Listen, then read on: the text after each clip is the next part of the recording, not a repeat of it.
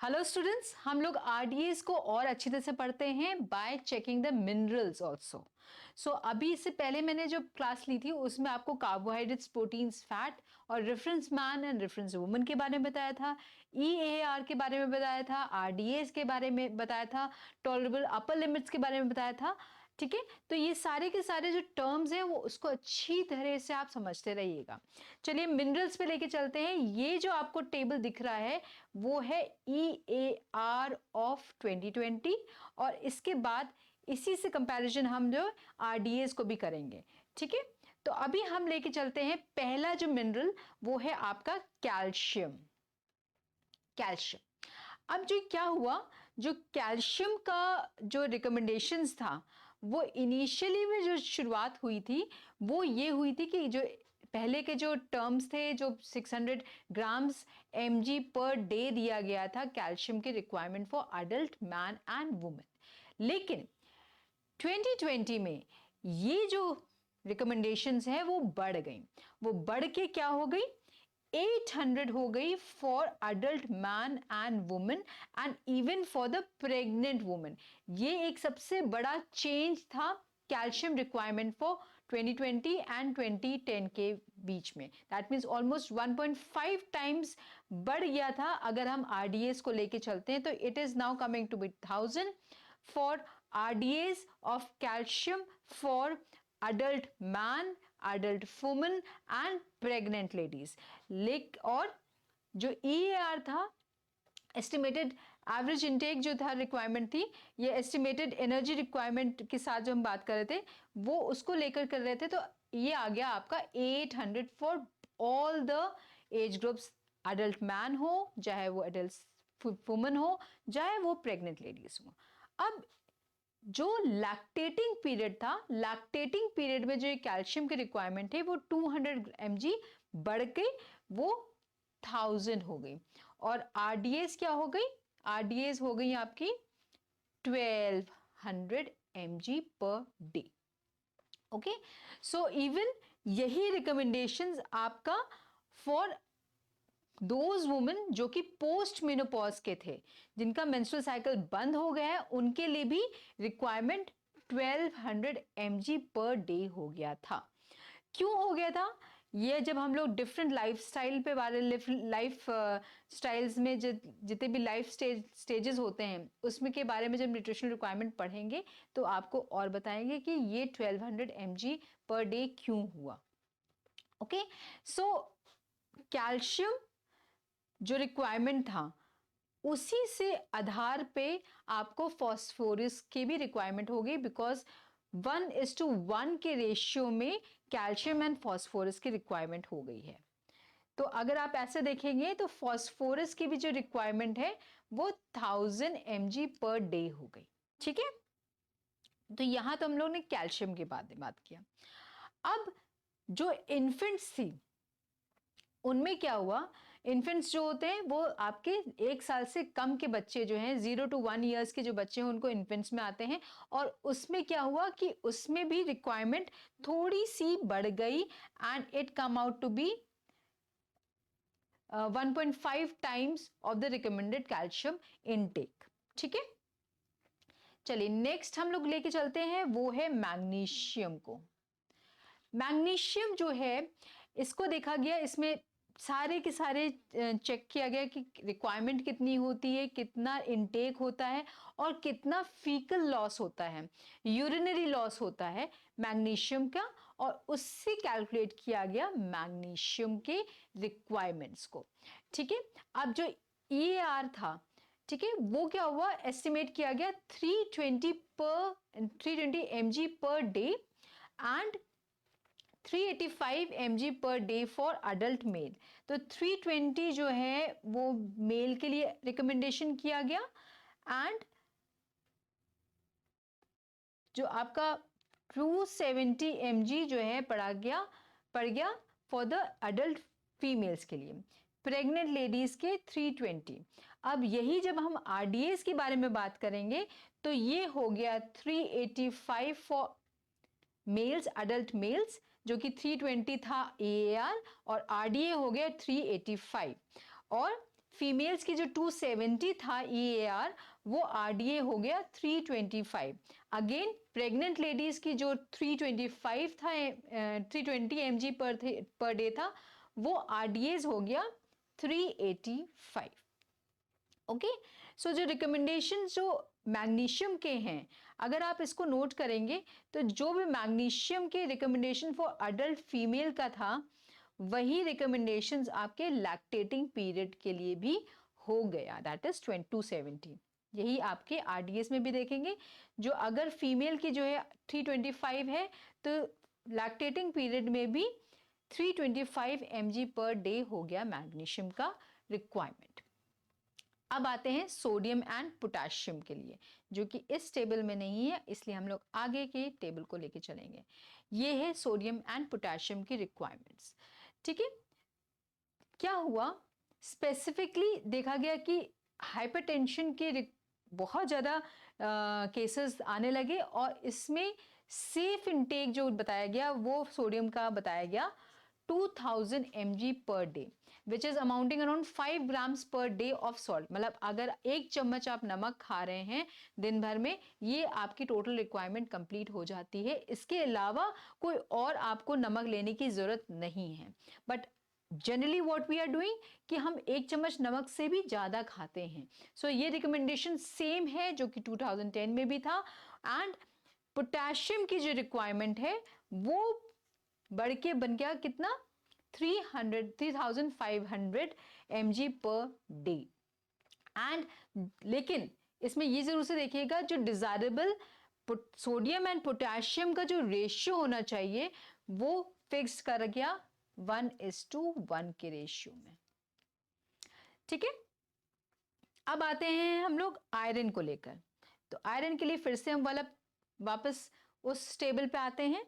And iron को देखा जाए तो आयरन में क्या हुआ, आयरन में भी जब उसके रिकमेंडेशंस लिए गए तो वो किस अप्रोच को लिया गया, फैक्टोरियल अप्रोच से उसके रिकमेंडेशन काउंट किए गए। ठीक है, अब इसमें क्या हुआ कि ये देखा गया जो एक्चुअली में एब्जॉर्प्शन ऑफ जो डाइटरी आयरन है वो कितना होता है बेसिकली। तो जो एब्जॉर्प्शन ऑफ डाइटरी आयरन है वो 3% होता है फॉर द मेल्स, 5% होता है एब्जॉर्प्शन फॉर फीमेल्स, और 8% होता है फॉर प्रेग्नेंट वुमेन। सो इसकी वजह से क्या किया, एंड इनफैक्ट अगर चिल्ड्रन को लेकर जाए तो वो भी 5% हो जाता है। ठीक है, और इसीलिए जो रिकमेंडेशन था आयरन का वो उसको अचीव करने के लिए उसमें क्या हुआ, मेल्स के लिए 11 mg पर डे रिकमेंडेशन किया गया आयरन का, एंड 15 mg रिकमेंडेशन किया गया फॉर द फीमेल्स। ठीक है, और इसके साथ साथ प्रेग्नेंट लेडीज के लिए ये रिक्वायरमेंट बढ़ गया। क्यों, क्योंकि प्रेगनेंसी में क्या होता है, ब्लड के थ्रू ही फीटस को या बच्चे का खाना मिलता है, तो उस वक्त आयरन की रिक्वायरमेंट बढ़ जाती है क्योंकि ब्लड सर्कुलेशन अच्छा रहे, हीमोग्लोबिन बना रहे। तो उस वक्त रिकमेंडेशन सबसे ज्यादा दी गई, दैट इज 32, और लैक्टेटिंग पीरियड में उसको 16 कर दी गई। ठीक है, क्योंकि लैक्टेटिंग पीरियड में फिर से उतनी जरूरत नहीं है, तो नॉर्मल रिकमेंडेशन के अकॉर्डिंगली दे दिया गया, that is almost 16 mg per day. अब यहाँ पे बच्चों में देखा जाएगा तो 0 to 6 ईयर्स में तो आयरन की रिक्वायरमेंट है ही नहीं, क्योंकि वो फुलफिल हो जा रही है माँ के दूध से। फिर बचा आपका 6 से 12 महीने में, जब हम लोग वीनिंग स्टार्ट करते हैं तो आपको 2 mg की जरूरत होती है। फिर धीरे धीरे वो 6 बढ़ जाती है 1 से 3 साल में, फिर वो और बढ़ जाती है 4 से 6 साल में 8, फिर आता है 10 आपके 4 से 6 साल में, 12 आपकी रिकमेंडेशन हो जाती है जब हम 10 से 12 साल में आते हैं बॉयज में। एंड यहाँ पे आप देखेंगे कि जो फीमेल्स हैं 10 to 12 में एकदम से चेंज हुआ फीमेल्स के लिए, दैट इज 16 हो गया, एंड बॉयज के लिए 12 ही रहा। लेकिन इसमें सबसे ज्यादा डिफरेंस रहा बच्चों में, स्पेशली 10 to 12 ईयर्स के बीच में, male and female, boys and girls के बीच में।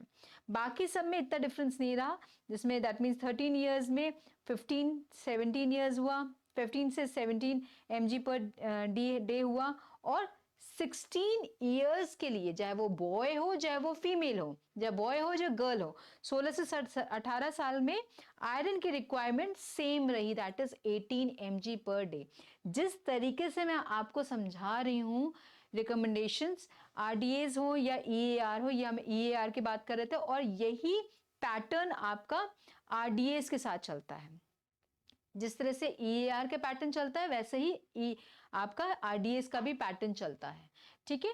तो आप जब रिकमेंडेशंस देखेंगे तो उसमें ईएआर में सेम था 18, अगर आप यहां देखेंगे 18 and 18 iron recommendation for boys and girls at 16 to 18 years. बट आरडीएस अगर हम काउंट करते हैं तो आपने देखा आयरन में कितना डिफरेंस है, ड्रास्टिक चेंज आया, 26 for boys and 32 for females. इसी तरह 22 है आपका 13 से 15 ईयर्स के बॉयज के लिए, एंड 30 है फॉर गर्ल्स। इसी तरह से रिकमेंडेशंस अगर आरडीएस को देखेंगे तो बहुत सारे डिफरेंसेस आ रहे हैं, लेकिन ईएआर में उतने डिफरेंसेस नहीं हैं।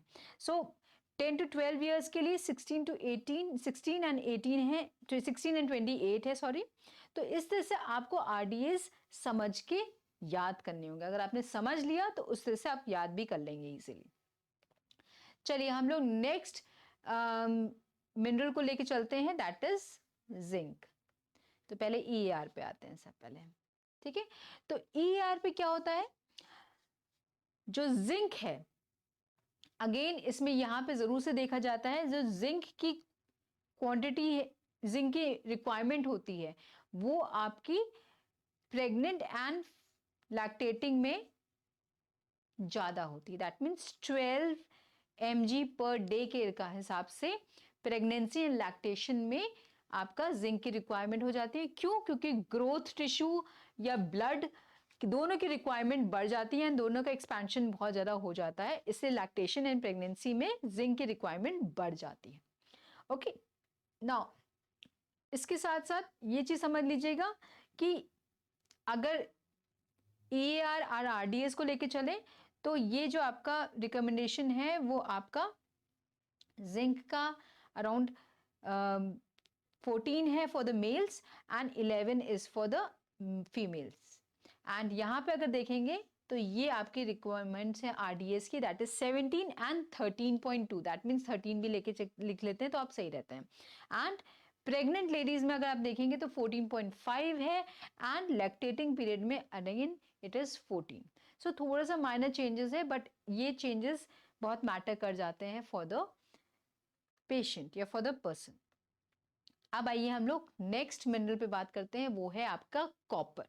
ओके, सो जो कॉपर है, क्रोमियम है एंड मैग्नीज, ये इन सब को भी अलग अलग इन्होंने रिकमेंडेशंस दिए हैं, क्योंकि इन सब के रिक्वायरमेंट बहुत ही इंपॉर्टेंट होते हैं। सो 2 mg per day for copper दिया गया। मैंगनीज के लिए भी इन्होंने 4 mg पर डे रिकमेंडेशंस दिया है, ठीक है। And selenium around 40 micrograms and chromium around 50 micrograms की रिक्वायरमेंट दिया है। आयोडीन जो कि अभी तक आरडीए 2010 में नहीं एड ऑन हुआ था, यहाँ पे ईएआर आयोडीन की भी दिए जा रही है एंड आरडीएस भी दिए जा रहे हैं। So the recommendation for iodine intake for EAR is 95 for both male and female, and pregnancy में 180 हो जाता है एंड लैक्टेटिंग पीरियड में 200 mg माइक्रोग्राम्स पर डे है। जहां पे हम आरडीएस को लेके चलते हैं वहां पे आरडीएस क्या हो जाते हैं, सो आरडीएस आयोडीन के क्या है, वो है आपके 150 micrograms for mails, adult mail, and 150